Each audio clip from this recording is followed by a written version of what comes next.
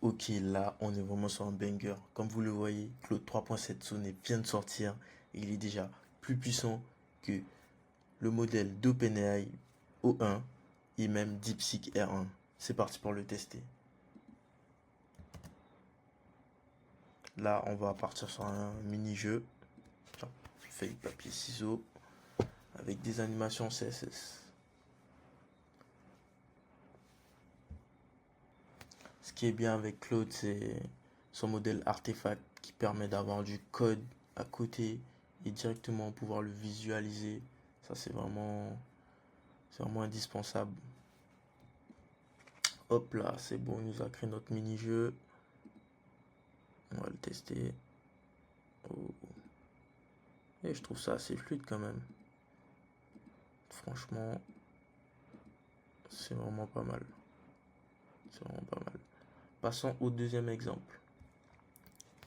C'est vrai que maintenant, Claude 3.7 Sonnet a maintenant la capacité de raisonner comme les autres modèles tels que Grok et OpenAI O1.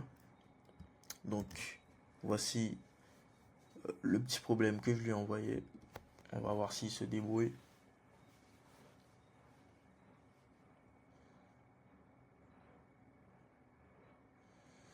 Alors,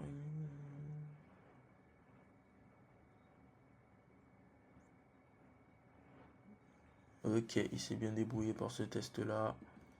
Comme vous le voyez, il y a une nouvelle fonction qui permet d'étendre son modèle de raisonnement, ce qui est très pratique pour tout ce qui est le code et les maths, afin de pouvoir avoir une meilleure fenêtre de contexte.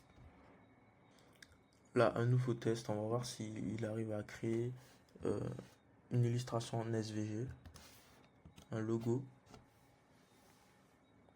Là, justement, il réfléchit.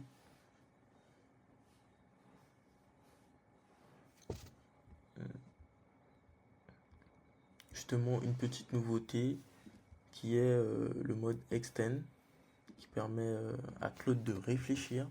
Donc là, on va lui soumettre un problème et voir comment il se débrouille. Là, on voit qu'il réfléchit.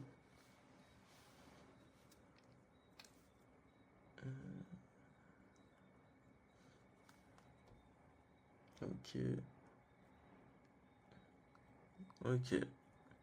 Ok, bah il s'est bien débrouillé. Là, je vais lui demander de créer une LinkedIn page pour une formation IA afin de voir comment il se débrouille en HTML et CSS avec des animations. Il est toujours en train de coder.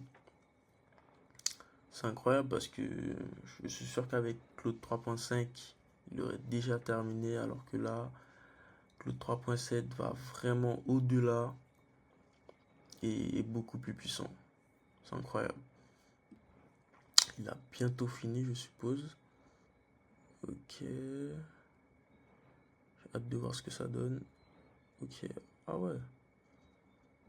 Ok, il nous a fait une petite animation, on va dire, pour l'encadrer. Ça, c'est pas courant, ça, chez les IA. Ok. Ok, bon, je pensais qu'il serait allé plus loin.